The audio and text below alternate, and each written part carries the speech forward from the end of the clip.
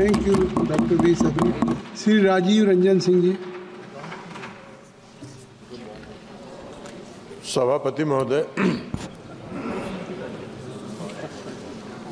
भारत के संविधान ने 75 वर्ष पूरे किए हैं और भारत के संविधान के इस 75 वर्ष के गौरवशाली यात्रा पर हम आज चर्चा कर रहे हैं। हमारे संविधान के निर्माताओं ने जब संविधान का निर्माण किया तो उस संविधान में ही संविधान के दो पहलू, एक पहलू तो संविधान का वह है जो इस समाज के सभी वर्गों के लिए सामाजिक और आर्थिक उन्नति का रास्ता प्रशस्त करता है, तो दूसरी तरफ समाज संविधान के साथ छेड़छाड़ करने वालों के लिए भी उसी में प्रावधान है कि उनको कहां जगह मिलेगी। कई लोगों ने शासन किया इस देश में, बहुत लंबा शासन किया। अब आज बात करते हैं इस देश के आदरणीय प्रधानमंत्री नरेंद्र मोदी जी। नरेंद्र मोदी जी ने पिछले 10 वर्षों में जो काम किया है उसकी विस्तार से चर्चा माननीय रक्षा मंत्री जी ने की है। एक एक काम उन्होंने गिनाया, हम उसको दोहरा के उसका समय नहीं लेना चाहते, लेकिन एक मूल मंत्र जो आदरणीय प्रधानमंत्री नरेंद्र मोदी जी का है वो इसी संविधान से निकला है, जिसमें लिखा है, उनका नारा है, सबका साथ, सबका विकास, सबका विश्वास और सबका प्रयास। यही हमारा संविधान का मूल मंत्र। अब इनको कहां से समझ में आएगा ये मूल मंत्र? इतना लंबे समय तक इन्होंने किया और सैकड़ों बार उदाहरण है जब इन्होंने संविधान की धज्जियां उड़ाई, और आज यही कारण है कि संविधान ने उनको वहां बैठा दिया जहां 15 साल से टहल रहे हैं। ये संविधान का ही, ये संविधान का, संविधान को ये ऐसा इस्तेमाल करते थे जैसे लगता था कि इनका, ये अभी चर्चा कर रहे थे, संविधान की बहुत बात कर रही थी। कांग्रेस पार्टी की माननीय सदस्य ने अपने प्रथम स्पीच में बहुत ही चुटकुले के साथ और व्यंग्यात्मक टिप्पणियां इस सरकार पर आदरणीय प्रधानमंत्री नरेंद्र मोदी जी की। अरे आप तो अभी ज्ञान आपको नहीं है, जरा अपने पूर्वजों के, आपके जो पूर्वजों ने जो इस देश में शासन किया है उनका भी जरा इतिहास तो पढ़ लेते।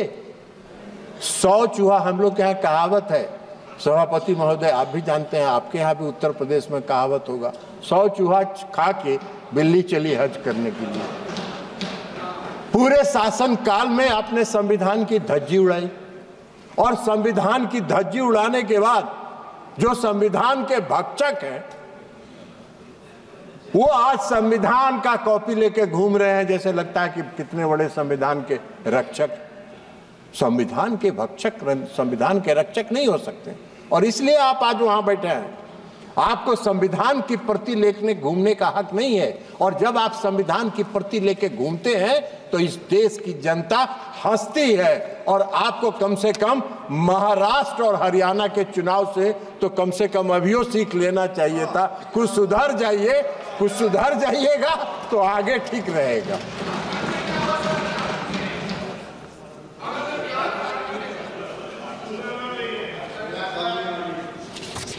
अब इन्होंने अपनी सुविधा के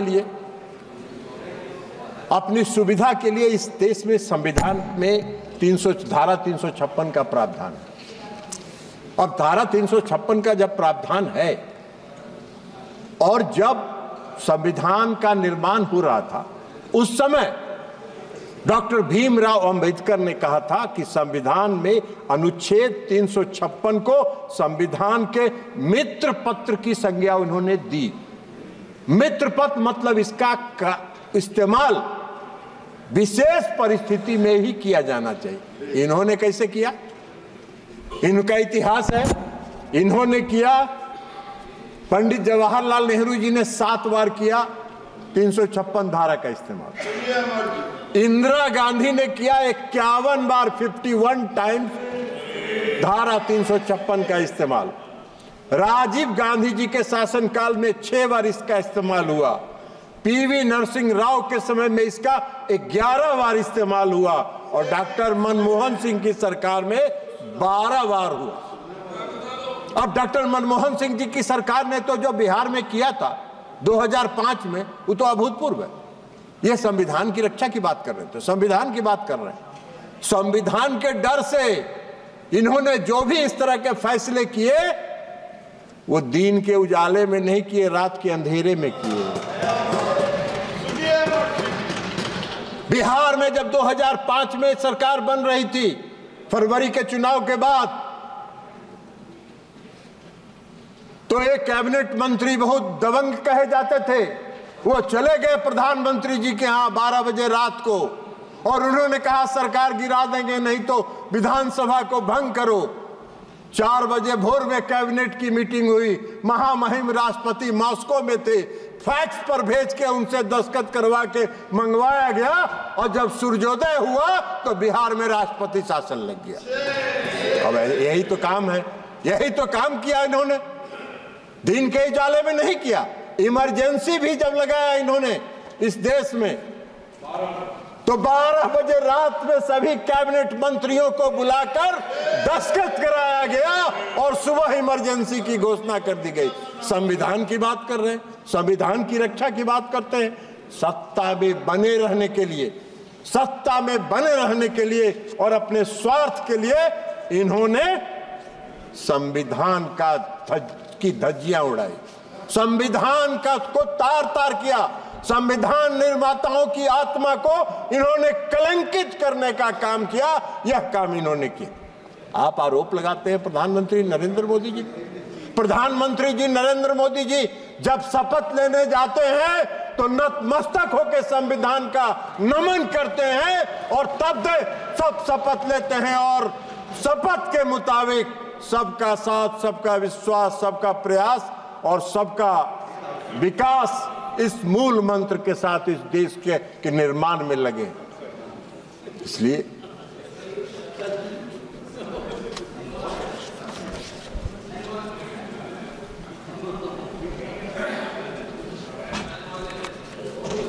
सभापति महोदय, कांग्रेस के लोग हैं कहां? कांग्रेस के लोग चले गए।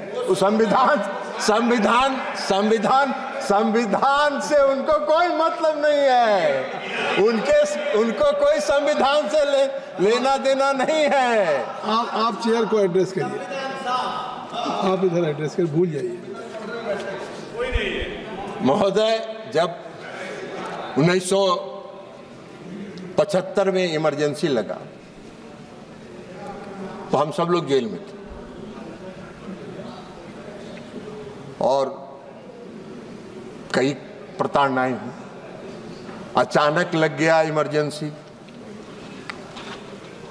और अचानक इमरजेंसी लगा क्यों भाई? नंबर आपका तो इलाहाबाद हाई कोर्ट ने उस तत्कालीन प्रधानमंत्री के चुनाव को अवैध करार दे दिया था। आपका नंबर आ जाएगा इसके पर, और अवैध करार दे दिया। उनको अपनी गद्दी भी बचानी थी, तो गद्दी बचाने के लिए उन्होंने इस देश में इमरजेंसी लगाया और लाखों लोगों को मीसा में उठा के जेल में बंद कर दिया गया।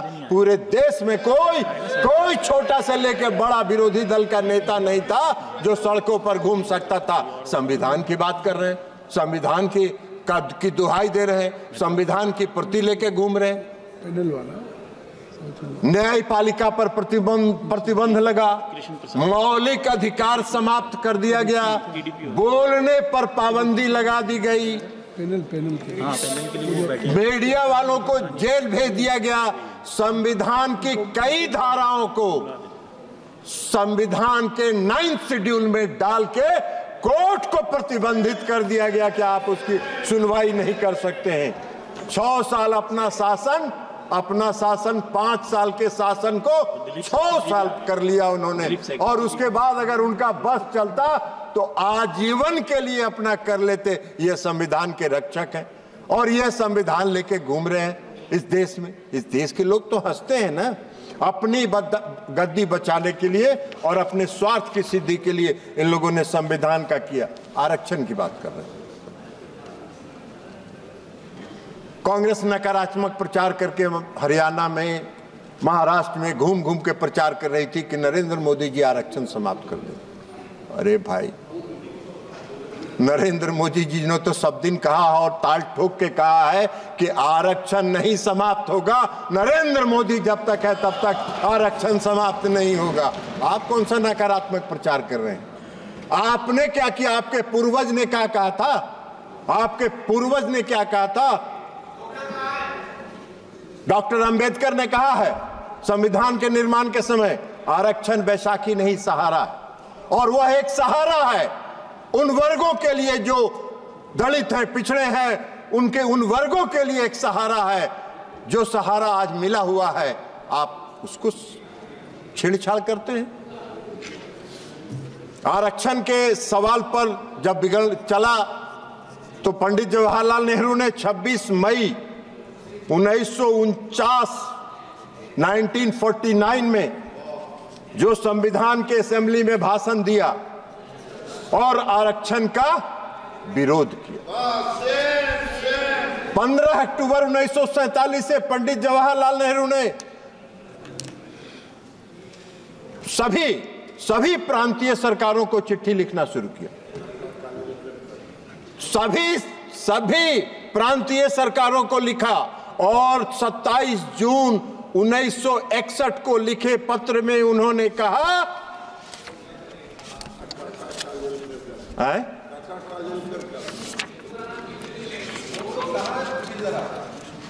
वो सब घसक गए, उनको संविधान से कोई मतलब है ही नहीं ना।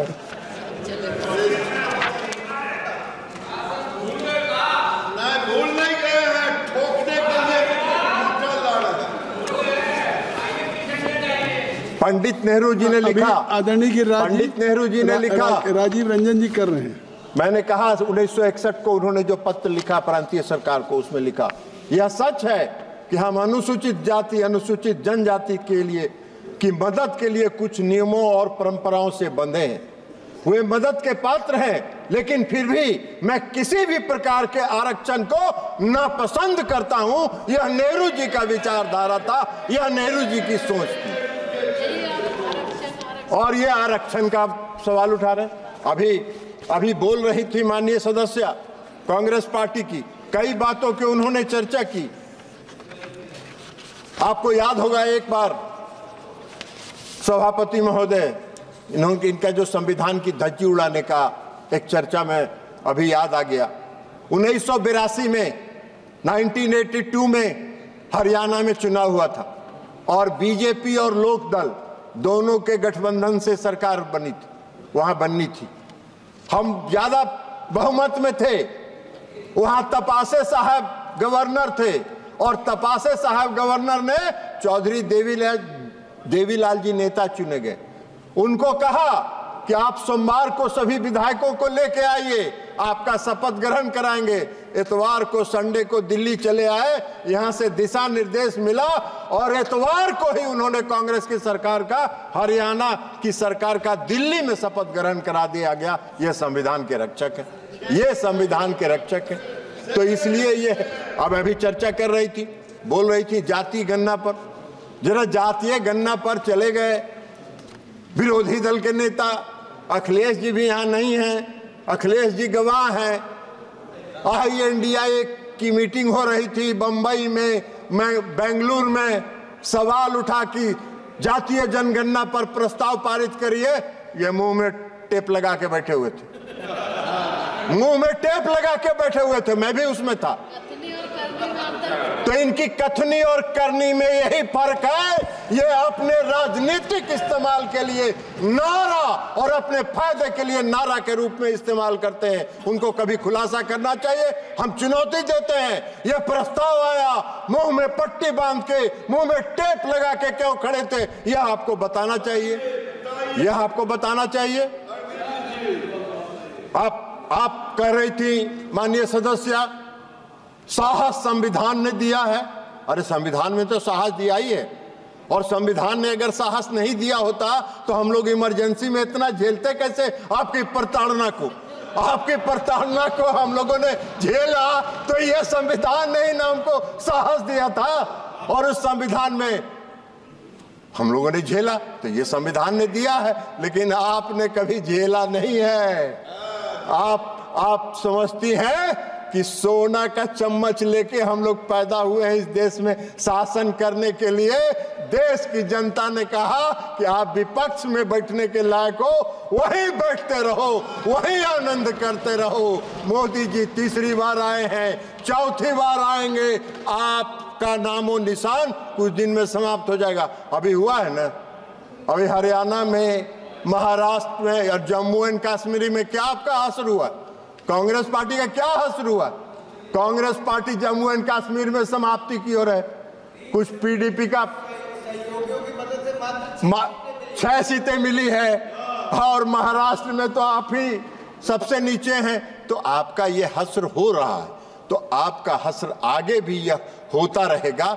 लेकिन अभी भी सुधर जाइए और संविधान का प्रति लेके मत घूमिए।